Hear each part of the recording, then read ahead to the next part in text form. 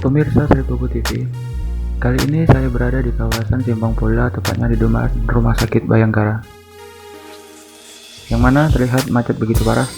Macet ini terjadi hampir setiap hari. Sekira jam 11 sudah banyak mobil terparkir di tepian jalan hingga berlapis-lapis. Nah, inilah yang membuat jalan menjadi terhambat.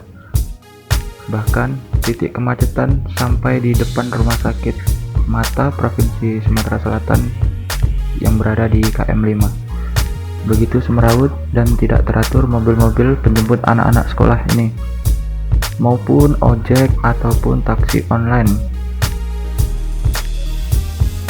Terlihat yang parkir bebas di kawasan ini. Sekian laporan dari Sri Pugu TV.